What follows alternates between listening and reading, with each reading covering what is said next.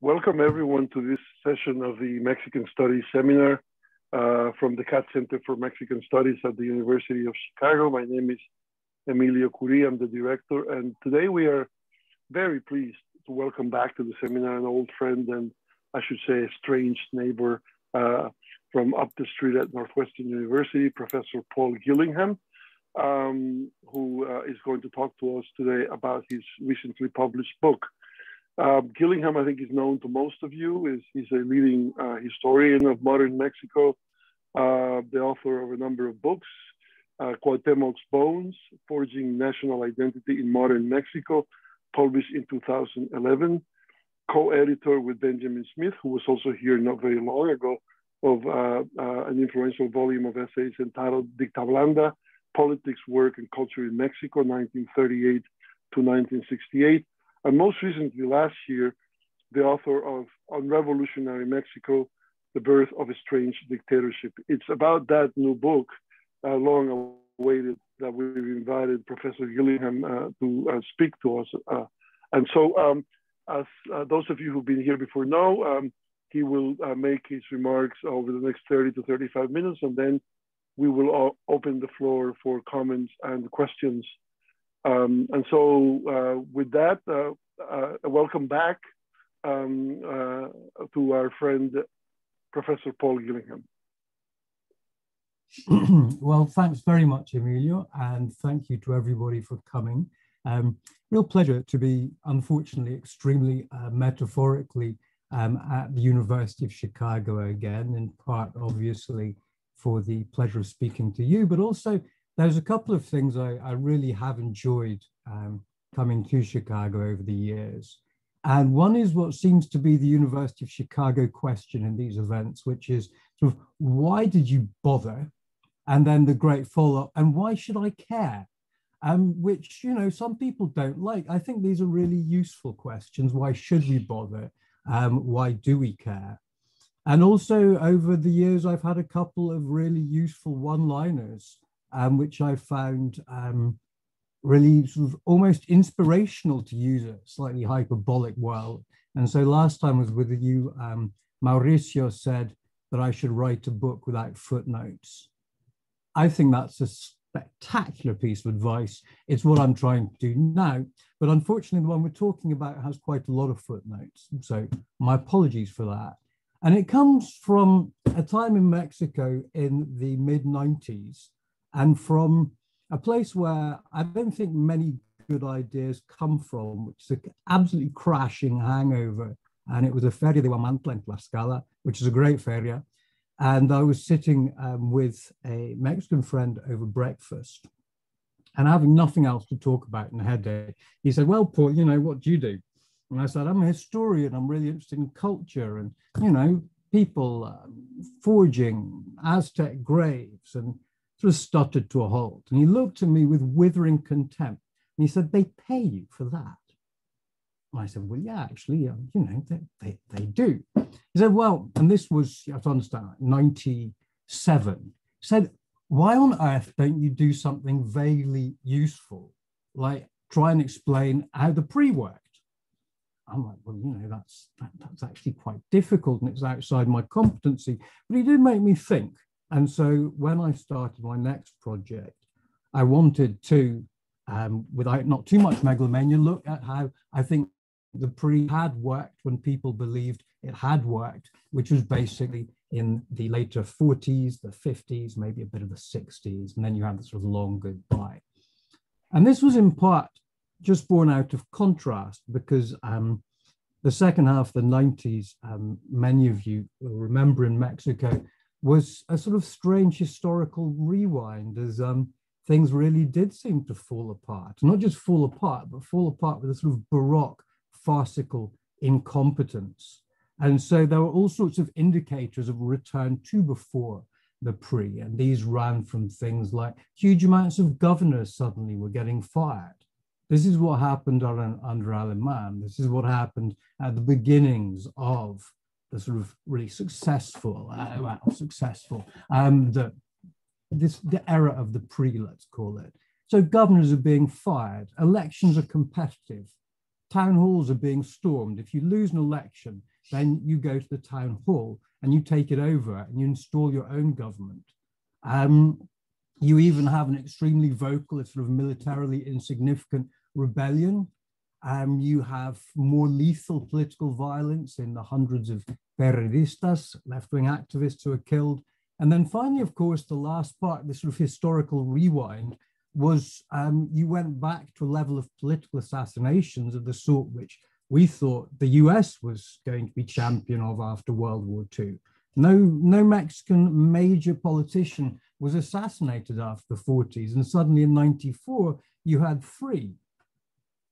This was absolutely shocking, a sort of rewind. As I say, there was incompetence and there was disbelief and this sort of farcical nature of it, which, again, anybody who was there might remember La Paca, who was a curandera, who was brought in by the prosecutor, by the attorney general, to try and find, long story, a set of disappeared politicians' bones on Raul Salinas' ranch. I wish I had 30 minutes to go into that. It was absolutely extraordinary. This was Mexico, the second half of the 90s. It was believed there had once been a sistema político, which had actually been the polar opposite of this sort of hegemonic machinery of a mature period which oversaw a Mexican miracle. And so I was interested in, to what extent that golden age actually was golden, and to the extent that it was, how it added up. And that's what this book was about. And to research it, I was lucky because they just opened security archives of the IPS, this is the early noughts now. It was extremely interesting because there was no catalogue. And so if you had a friendly archivist, and I did, they're great. In general, the AGN especially, I think, you could be allowed to just wander into the stacks and leaf through boxes, which was the only way you could do anything. There were 3,000 boxes, no catalogue.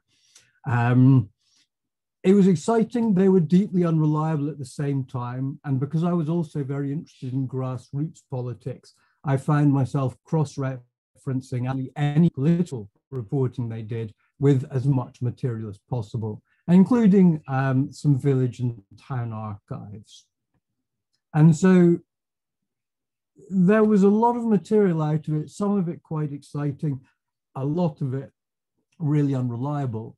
And after all the caveats are given, there were all sorts of new possibilities for trying to look at this question: what happened in what we used to call post-revolutionary Mexico after 1940?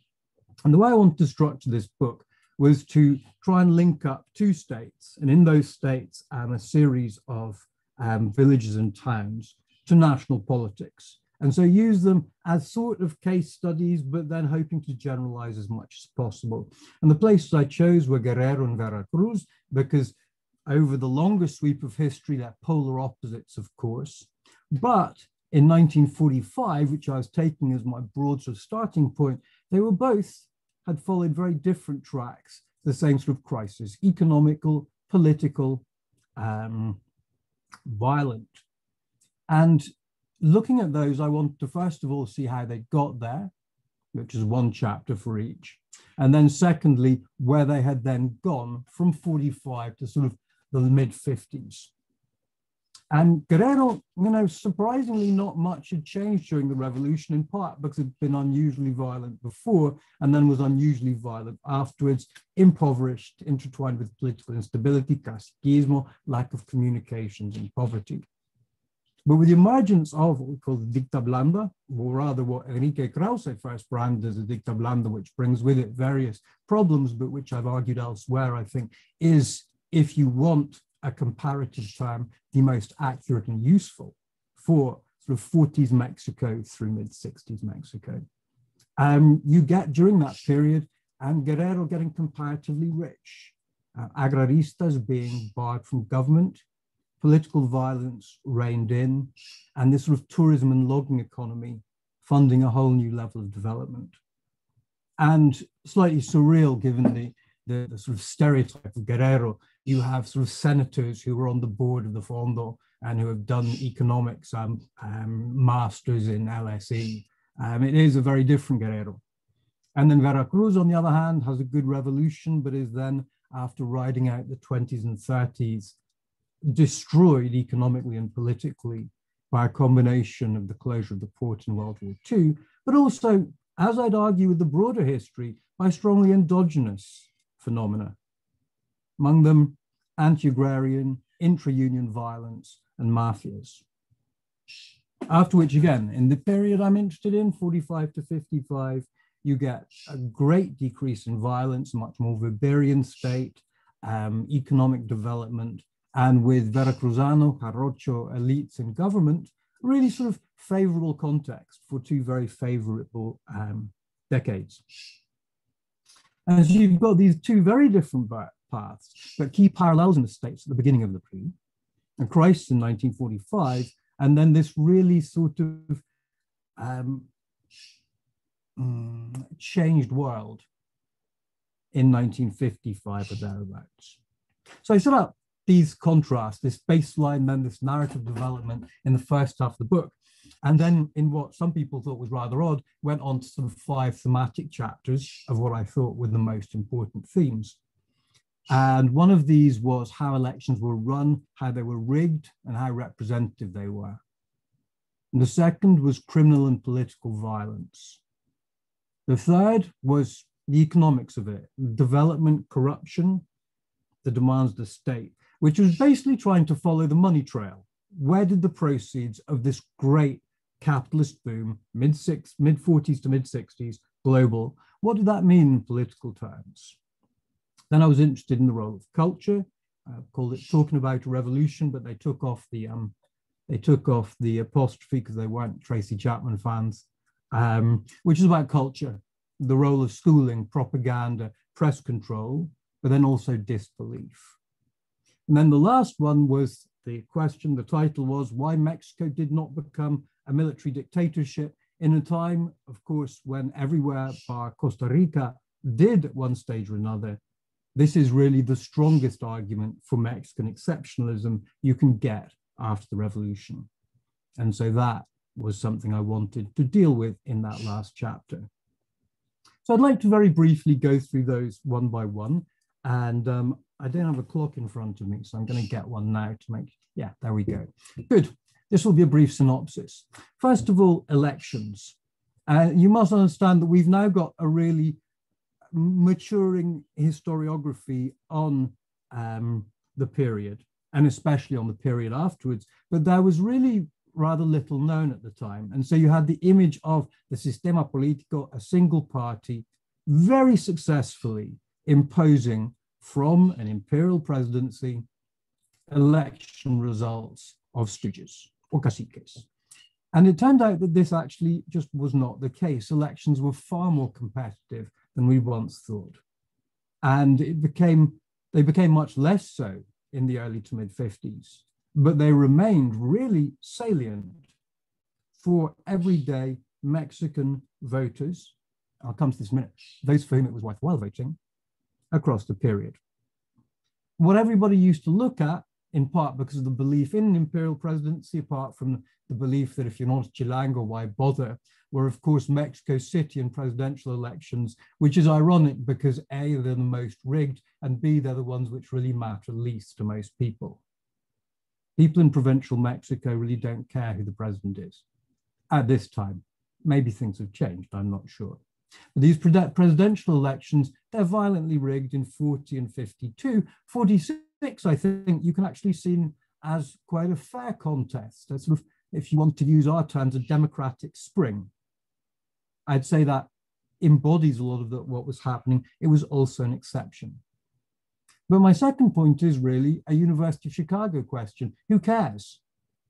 Because for most voters, it's the municipal level, the town hall, which actually affects people's life the most. And there were competitive elections, and as such, much more representative than we thought. And there were really 3 ways they were competitive. First of all, there were straightforward wins.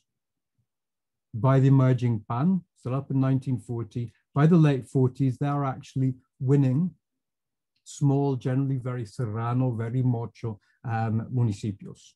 A handful of them. That's the least important level. Slightly more important, or actually a lot more important, are the sort of fig leaves. parties which call themselves things like the Frente Zapatista, but actually are a group of cristeros, or conservative petty businessmen, who form a Frente Zapatista, or sometimes surreal moniker, identify themselves around the umbrella of the PRI and have these sort of fig leaf priista wins. Now, then lastly, and by far the most important, there are primary elections, which are inside the PRI, because it is the PRI that wins the vast majority. But the question is, who exactly is the PRI? And the question is, the answer is more or less everybody who wants to be. And that can cover at this stage everybody from anarchist dock workers in Veracruz up to people in Monterrey with very large companies. And so all of these people can run to see who is going to represent the PRI and then win. And the way they run is in primary elections. And you can see how competitive they were on really basic indicators, like how much time did they take up? And the answer is 3/4 of the electoral season is actually spent on the primaries. What comes next is purely sort of ritual. Secondly, how many bodies are on the street? The primaries generally are where you get the highest turnout. And that really good is sort of counterintuitive indication of competition, which is people hitting each other. When people don't hit each other, it either means they don't care or they don't have the possibilities. When people do, more seriously, when you get people willing to get the streets, protest, riot even over elections, you know that you've got competition. And then finally, this all reflected in this really quite impressive ideological reign. And a big part of the PRI digging itself into power is the end of these primaries. These sort of fig leaf wins, and there's a lot of them, these opposition wins increase. And at the extremes, they are really quite extreme. So Salvador Nava, major panista, distant leader in the 1950s, shortly before he ran, was actually a member of the PRI. So the sort of covering a multitude of sins doesn't even begin to cover it. But primaries were still the most important way that elections could be competitive, and they were shut down precisely because of that. And they were only brought back twice in the rest of the century because of that reason. And once was during the brief sort of glasnost of Carlos Madrazo's reign over the PRI in the early 60s, hugely controversial, gave rise to extraordinary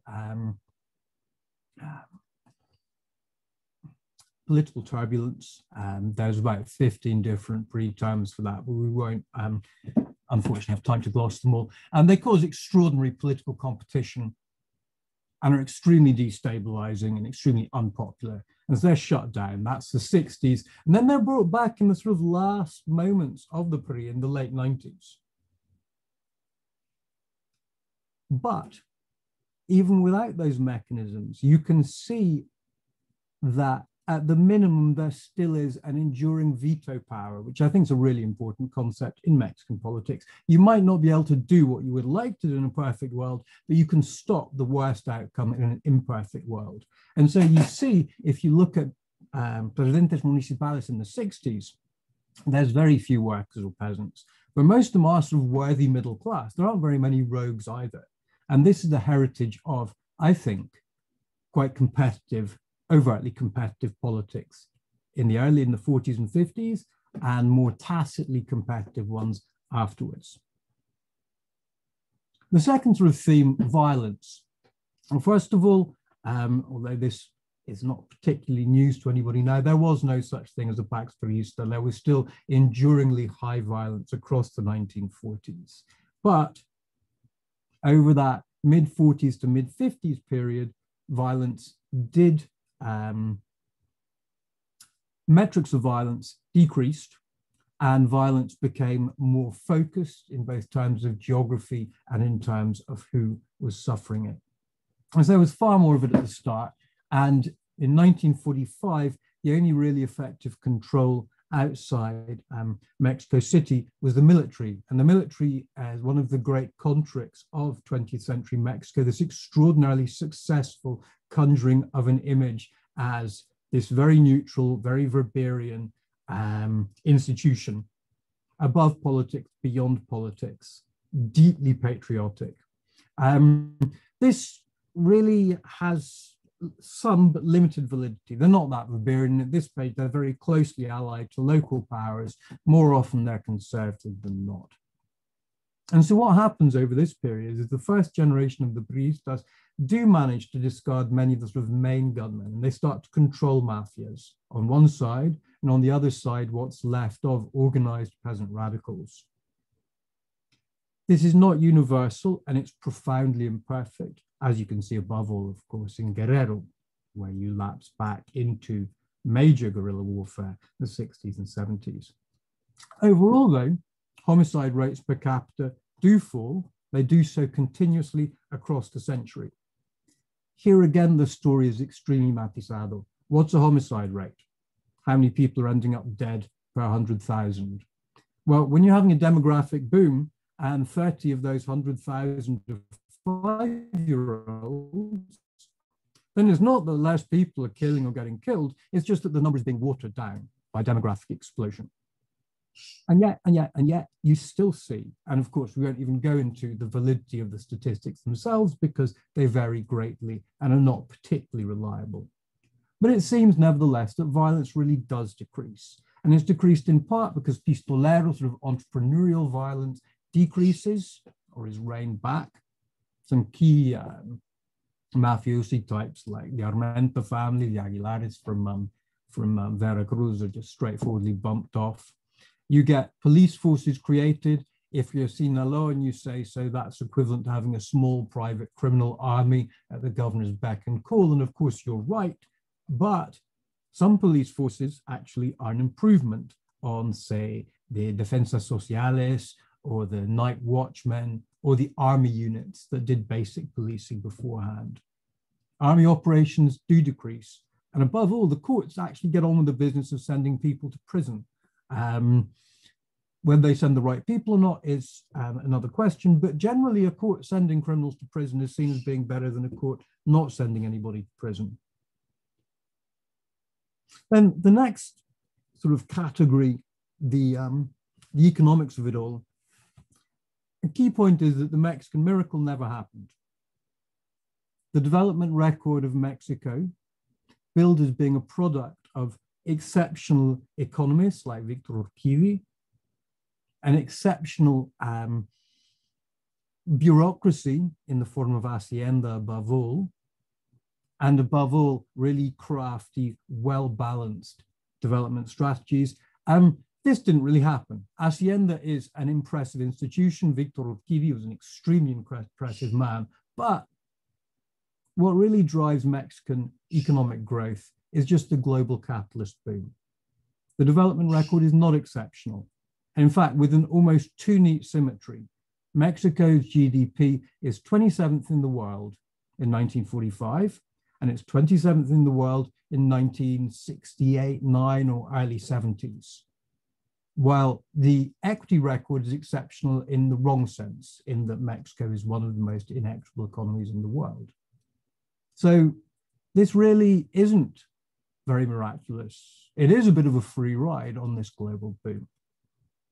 And so if there is no miracle, how does it all add up? Well, if you're an elite, you have these three sort of economic types, all of which are good news. First of all, there are an awful lot of free riders, people who get public goods for free and profit from them. There are also rent seekers, people who seek to use a resource to generate fixed incomes without actually doing anything. And then there's finally gatekeepers, people who don't do much but allow other people to do it. So for example, a classic free rider is a logger who doesn't actually buy the forest but is given it. A classic rent seeker is, say, a policeman or an army checkpoint which illegally charges local taxes, alcabalas. And gatekeepers are anyone who can hand out a permit for an individual to engage in some economic activity, i.e. more or less everybody. And all of these are forms of corruption which don't actually require any cash in hand. They just require rich resources, decent communications to big markets, and enough clout to regulate gets to share of that or not. But while these distort markets and they sort of defraud the public massively, they actually, at the same time, keep this sort of broad coalition of the PRI in business without much state income. And what that means is it enables massive popular tax evasion. So, you know, to a certain extent, there's swings and roundabouts there. And at this stage, I think Mexican tax income is something like 9% of GDP. That translates into almost nobody paying income taxes at all. But at the same time, this global boom, ISI, private investment, all of this means that there is actually, for all the imperfections of the system, all the colossal waste, there is money for the sort of development projects which are popular. Key amongst them, drinking water, electricity, roads, and hospitals.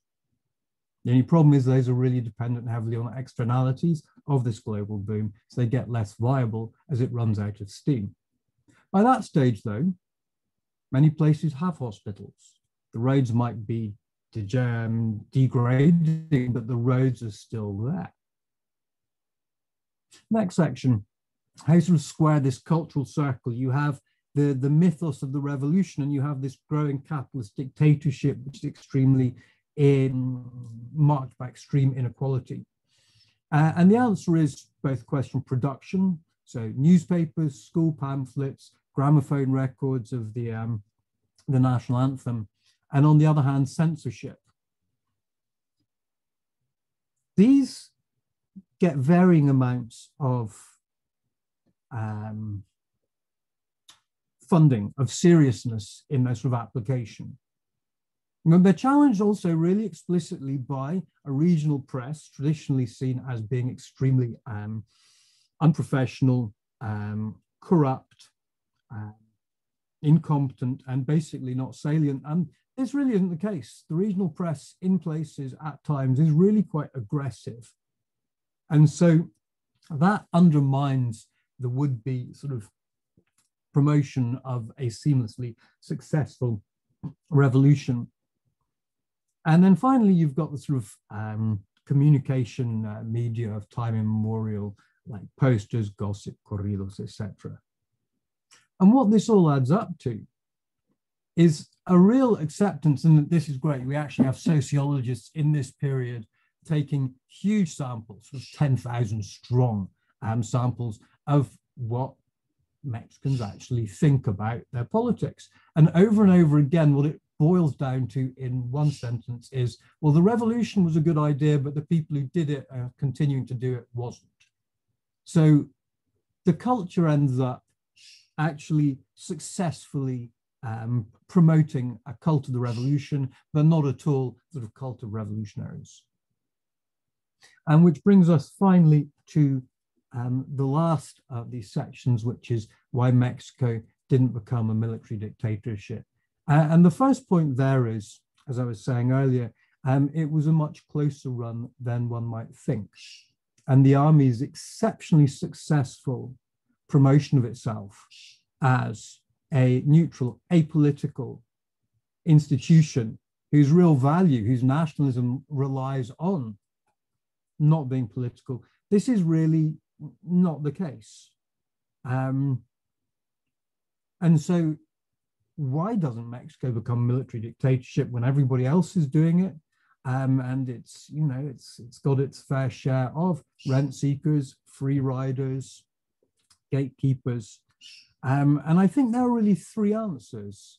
And one which I would have liked to explore through biographies, but didn't get the chance to in this, is the sort of inoculating effects of revolutionary violence. I think that even after a profoundly cynical reading of the sort of Mexican officer class, you can see that for quite a lot of people, they had seen quite enough of nastiness to think that it was worth avoiding. That's the sort of upbeat explanation. There's also the more gritty one that generals were bought off with provincial commands. And provincial command brought with it huge autonomy. There was this tacit deal that as long as there was no sort of challenge to federal authorities, then generals could pretty much do what they wanted in many commands. And what they wanted quite often was to foster their own businesses and to meddle in local politics. And they had quite a lot of room to do it. And then lastly, the army was prevented by some of its own leaders, who I call an informal Senate, a very small group of very high-ranked soldier politicians who actually prevented other soldiers from going into executive positions, from taking over. So there's this enormous irony of soldiers stopping military rule. And at the center of this, you have Lázaro Cárdenas. And Cárdenas we've been looking at for well over 20 years now as post-revisionists, both talking down his policy, his power, what he could actually do while he was in office, and talking down his radicalism. I think that after he left office, we need to really revise our appreciations of his power, but in the opposite direction, upwards. Cárdenas is really the central figure of this informal Senate, who serially, on several occasions, vetoes re-election, who's consulted quite regularly on policy questions, and pulls off this sort of centrist balancing act. Arnaldo Córdoba once called him, and this is one of those unforgettable, even for me, lines, the most inspired prophet of the bourgeois counter-revolution. Well, not quite my language, but yes, he was a great centrist. And through this veto power, and even through deflecting towards the end of his period, his life, his political life, the MLN, he really is quite an important individual player in ensuring that military Mexico does not become a military dictatorship and is this sort of sui generis, centrist conjuring act. Well, at this point, I think it would only be polite to go into what the book didn't actually do, but I'd quite like to talk with you, and besides, self-criticism is kind of Maoist, but I'd just like to indicate three things which I think the book didn't do. One is to deal with the army, as much as I would have liked to. Specifically, I mean, Tom Rath's book on the army is excellent, thanks to the security services, and no thanks to the army. We've been able to know a lot more about its activities, its un-Weberian activities. I think if they actually allowed more access, some of the other sort of humanitarian and policing operations would come out better, but they haven't. Key question, there are 145,000 reservists, at least on the books, in Mexico in 1948. Who are they and what are they doing? Some clearly are Guardias Blancas, some are Defensas Sociales, local policemen. Quite often, some are sort of these sinecures for sort of semi-retired revolutionaries. Some probably never exist and are excuses for commanders to charge wages for non-existent units. But 145,000 people is an awful lot. And they're concentrated in strange areas. Like there's something like 17 battalions in Chihuahua. These are more than sort of technical military historians' questions. These are of some salience. And I think, like, as far as I know, everybody else, I have no idea what they were. Secondly, this book had very little to do with drugs. They were already important in their own right, and the drugs trade, drug trading organizations were important. It got a Minister of the Interior fired even before my period, Carlos Riva Palacio, and key regional and national players are up to their necks in it. Alemán is meeting in Acapulco with American gangsters. You have the origins there of production sites, of roots, and even the families of our trade. But this is still, with the exception of a handful of places like Ciudad Juarez, a relatively minor phenomenon. And then finally, the area where there's room for an awful lot of argument, there's geopolitics. And my mind in part was sharpened on this because Foreign Affairs said, well, you know, Gillingham's book, yeah, unfortunately he forgets there's a world outside and forgets geopolitics totally. And, you know, without the US providing a security umbrella, at which point you think, oh God, it is the foreign policy establishment again. Without the American security umbrella, none of this would have been possible. And my thought is immediately, well, security umbrella against who? You know, is it Canada? Is it Comanche? Is it sort of Russians coming down from Alaska? This is a nonsensical side, the idea, but not completely unknown, that Mexico is somehow a free rider in dangerous times of US military spending and security services. There is a good reason that Mexico's national war plan since 1920 has been directed against the US. No one else is going to invade. So that's a nonsensical argument, but it's easily dismissed and even mocked, which is what I'm doing. There are more serious ones. We've got a rich literature about them from the Cuban Revolution on. The question of the Cold War's salience, though, in this period of building the PRI's apparent stability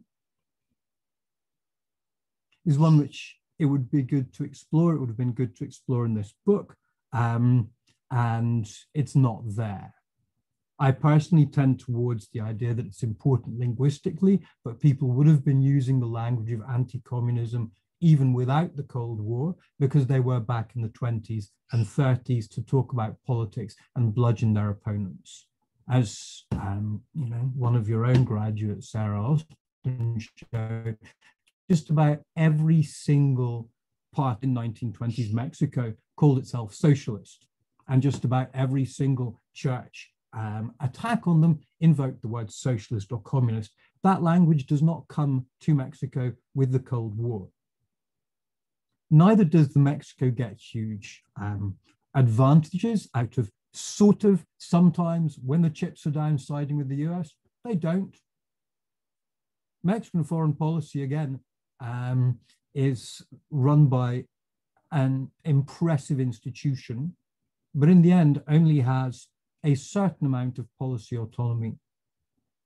And yet it certainly still, while getting nothing from the US, doesn't actually owe that much anyway. I'm running out of time, and so I'd like to pass this over to you now, with thanks very much for coming here and listening to this. Thank you. Thank you, Paul. Definitely, you give us a lot to think about and talk about. So I will open the floor for questions. If you will use the raise your hand function on Zoom, I will call on you and we'll take as many of them and get to as many as we can. Juan, you're first. Hi, Professor Gillingham. Thank you very much for that talk, and thank you very much for a really fascinating book, which I had the pleasure to read, and I think it's really good reading, a very engaging style, and with a would say healthy dose of humor. So thanks for that. Really enjoyed it. But in a kind of maybe petty style, I wanted to ask you about something that I think the book does not address, or does not address as I would like to, and I wanted to hear your thoughts on that, which is sort of when I was reading the book, I felt this book was about one thing, and sort of in the middle of the book or at the beginning of the book changed course. So I thought at the beginning that the book was going to be, as was mentioned in the introduction of the book, so how Mexico moved from what you say was that first exceptional political phenomenon, a revolution, to a second exceptional political phenomenon, a dicta blanda. In the end, the book is a great description of how the dicta blanda actually worked, which is for me a different project. But I was curious of thinking how much of that original question of the movement from the revolutionary period to the dicta, or the explanation of the change over time of the A to B, survived in the book, or how much you think the book gives a good explanation of what changed from the 20s and 30s to the 40s. Because when you read the first two chapters of the book, at least for me, they're great in sort of trying to understand the demographic and economic evolution of Guerrero and Veracruz. And that's really helpful to understand why you're picking these two places. But at the same time, sort of, it's not clear for me that the description of how things worked in Guerrero and Veracruz in the 20s and 30s is how to say it, sort of satisfying in the way that my feeling is, for example, for Veracruz, it's about this sort of revolutionary impetus, tejedismo, agrarian revolt, and then sort of everything comes down when Alemán comes in. But sort of the flavor that the rest of the book has for how did life actually operate on the ground in these places, it has not the same level of caliber in this first two chapters as in the rest of them. So how much do you think this I think it's great in solving how the dicta blanda work, but how much do you think it survived the question of how did we move from A to B? How did we move in this change over time, surviving? But the book gives a reasonable answer to that question. Oh, well, I think that you've got in the end to pick your battles. And had I had, but well enough in time, I think rather than going back to the 30s, I would have spread out more geographically. And in fact, for a long time, I wanted to look at a northern state because it is a different world. The 20s and the 30s, I felt when I designed the project, quite a lot of really good historians had already worked at them. And so there was an established literature. And by the time you got to the early noughts, something pretty close to a consensus as to most of the key questions in what I was looking at, sort of political economy. And so in part, it's a question of time and space. In part, also, it's a question of not duplicating other work. What I was really interested in was precisely that sort of pivot point, that transition point, which is why I look at basically 12, maybe 15 years. Going back to the 20s and 30s, I think would have made a very different book because it would have been about a much, obviously, broader sweep of time. You would have had to water down the empirical nature of what came next. And I don't think that that's really what I want to write. I'd love to read it, but I don't think that's what I wanted to write. And I don't think that an in-depth treatment of carnismo or tejedismo would have contributed much to what people like Carlos Martinez Assad did 25, 30 years ago. And so, in short, a question of competence and originality kept me to that. I felt I needed that longer sweep as a baseline, because how can you talk about change if you don't have some sort of starting point? But I felt that starting point had to be established pretty briskly. So while I wait for other questions, Paul, let me follow up on that because I had a similar question. I mean, maybe I'll phrase it in a somewhat provocative way. I mean, there is... That's so unlike Camelia, really? There is... there is an account there, of what you might call sort of that shift from, say, revolutionary to unrevolutionary. I mean, centered on the States and what happened there in the first part of the book. I mean, would it be too much to say, and this echoes what you just gave as a reply, that it's in the end, that part of the book, a very traditional one. I mean, essentially, there was a popular revolution manifested itself through these organizations and movements. And I'm being very brief here and I mean, simplistic. And in the end, those revolutionary popular movements were, betrayed, were flattened. I mean, so you have in that first part of the book, although with enormous wealth of detail for these two states, a kind of classic traditional, dare I say, given I know where you come from, Alan Knightian account, where essentially La Revolución Traicionada, and so by the 1940s, and you do give, a very interesting and I think in many ways new account of, the specifics of that transition. But I mean, am I being unfair in sort of calling that part of the book essentially very traditional, and that maybe, as Juan was suggesting, the larger sort of truly, new contribution comes in articulating what this period of the middle, as your talk suggested, was all about? Or, I mean, what am I missing? Am I being unjust? No, I mean, I wouldn't call it the betrayal of the revolution because that's deeply freighted. But yeah, I think the first half is far more traditional because it's dealing with a period which is far more trodden. And by the time I'm writing this, you do have this fairly strong, and I think not just Anglo-Saxon, I think this goes across both academies, consensus on this sort of what some people have called neopopulism. Obviously, it is very path dependent. And so tejedismo in Veracruz, you have really the epitome of the story of agrarismo, its defects, and its sort of tragic ending. And this is why, for my money, still Heather Fowler Salamini's book, Agrarian Reform, is possibly the best, or certainly one of the most influential regional histories of that first wave. Guerrero is very different. Guerrero is less of a classic story, and there is not that depth of sort of agrarian organization. There are far more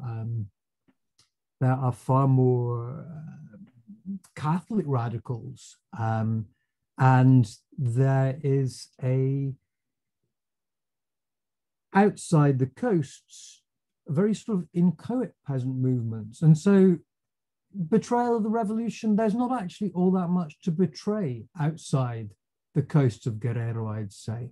And I think that you've got a much more complicated story breaking down politics amongst elite actors, ranchers, and then people who are Porfirian hangovers. I mean, if you did a sort of organogram or a genealogy of who rules Guerrero from 1870, from when Juan Alvarez dies, until the 1970s, the family continuity is really quite shocking.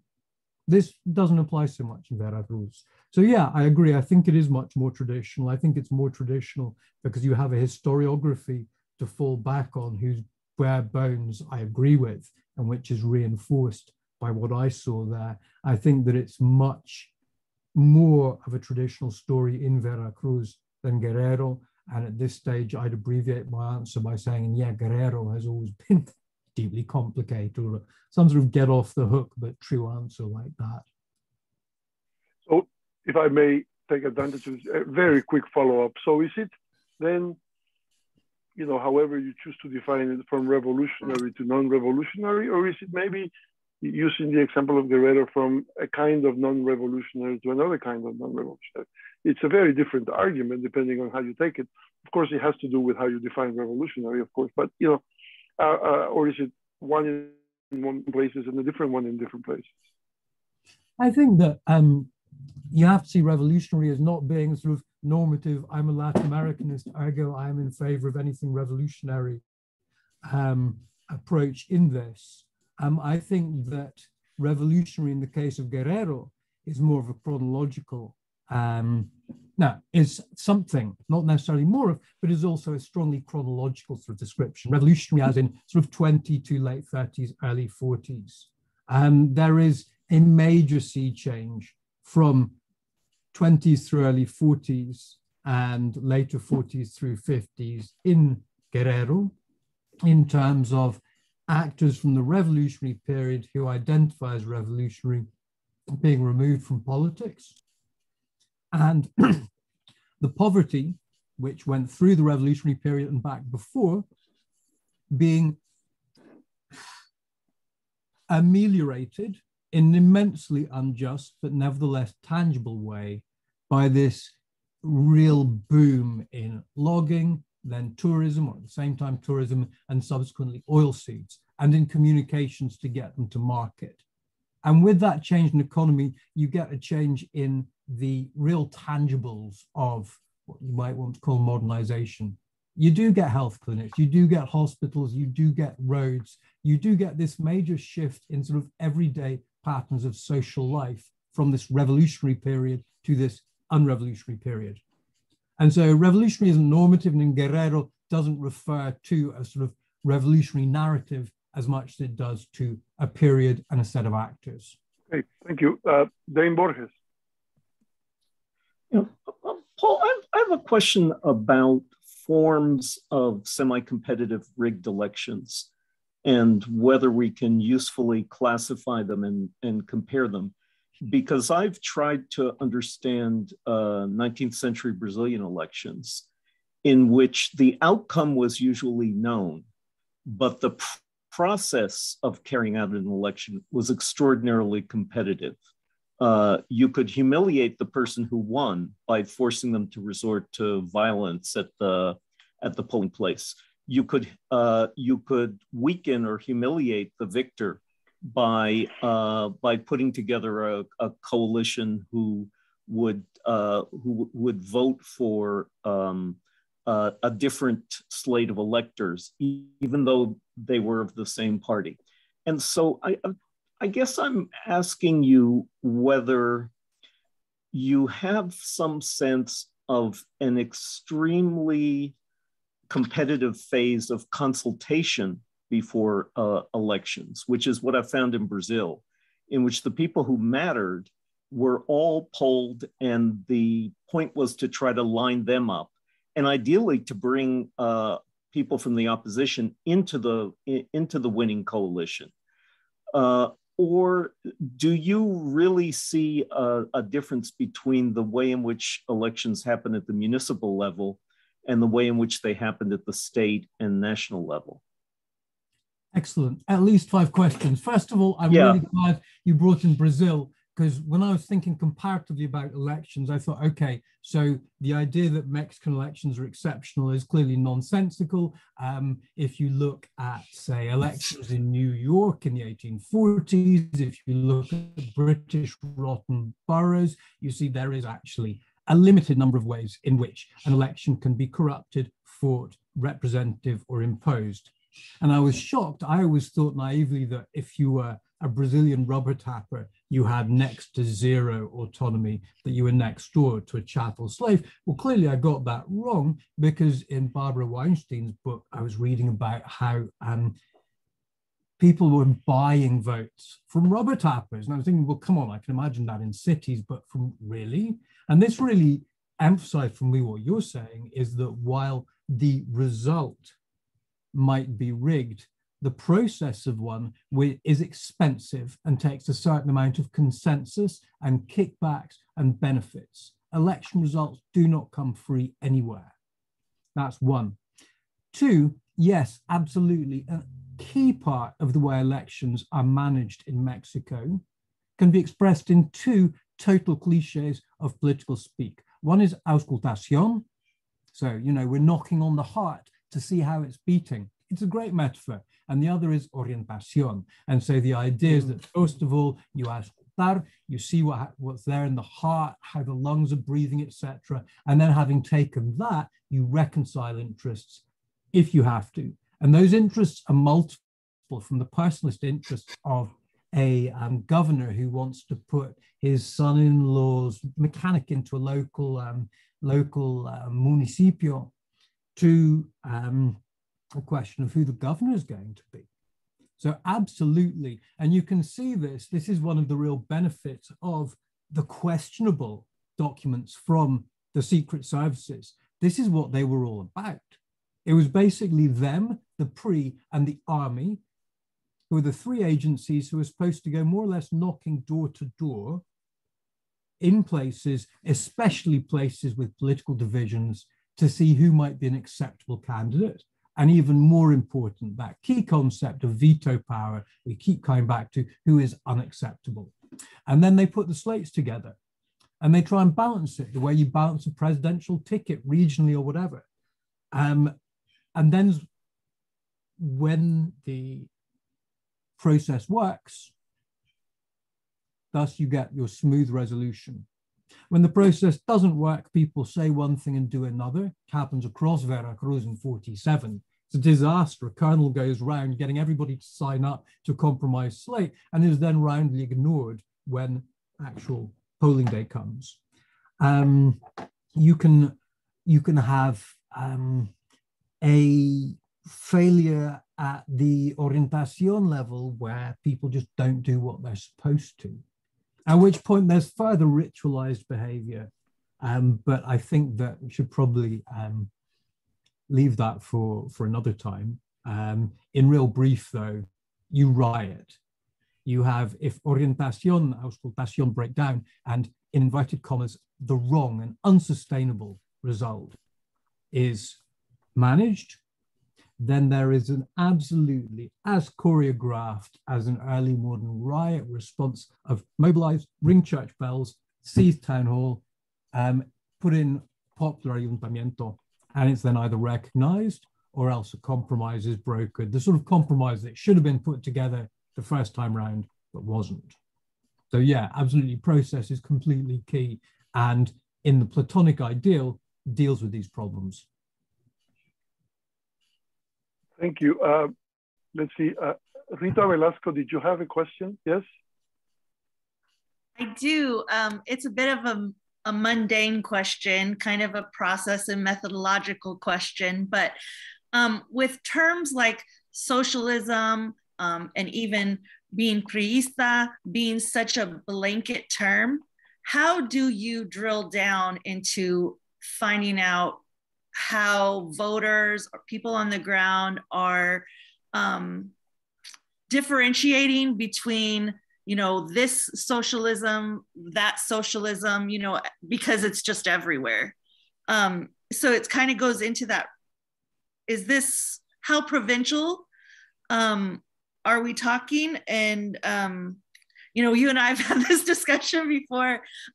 Is this kind of a, I know you, who knows you, and you kind of know what they mean by socialism in that certain context, or priista in this competitive environment?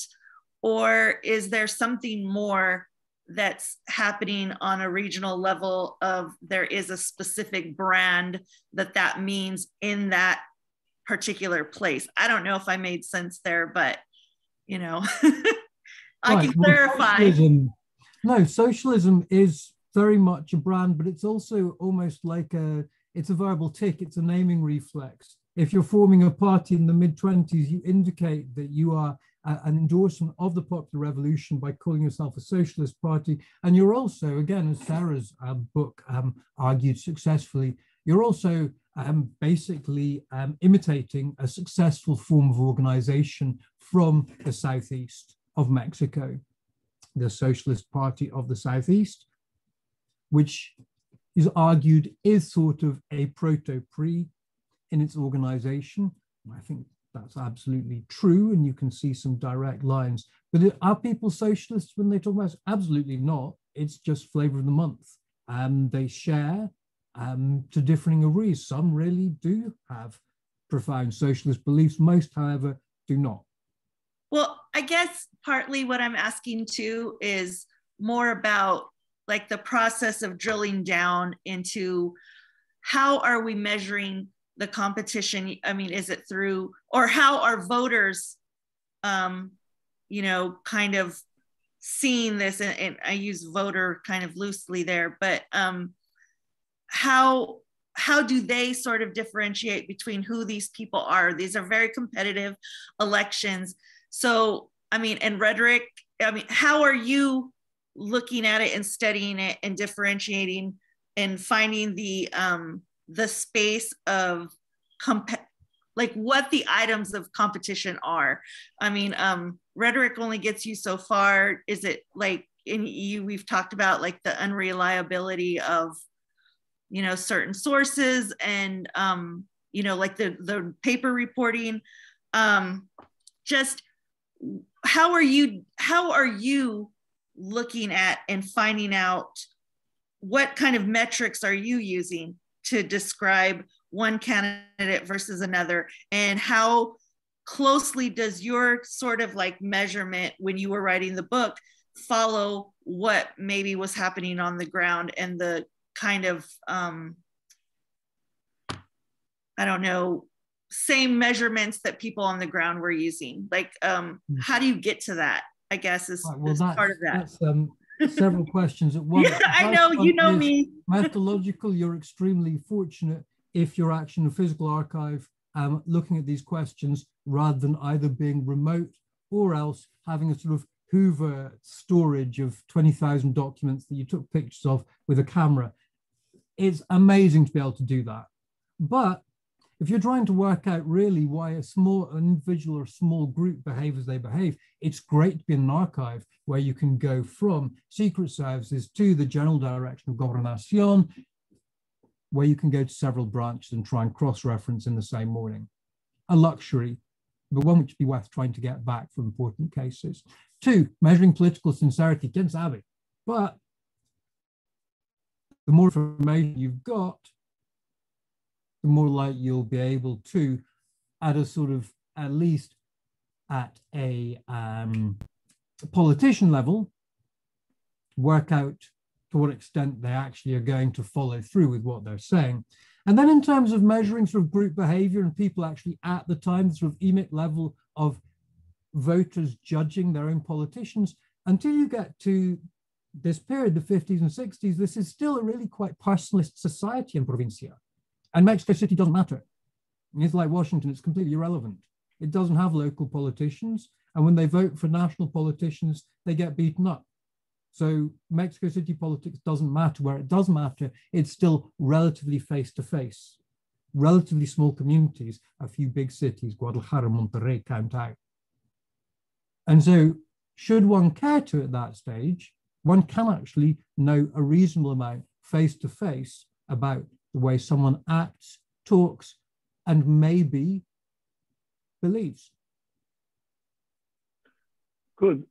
Well, we are unfortunately out of time. So what remains is first to thank Paul Gillingham for joining us today, and then also to encourage those of you who haven't yet read his book to do so. There are many arguments here, some touched on here, others not, that are very much worth your time and that surely will be discussed for a long time. So with that, thank you, Paul, for joining us, and thank you all of you for spending this hour with us, and we'll see you again the next time. Goodbye. Thank you very much. Pleasure.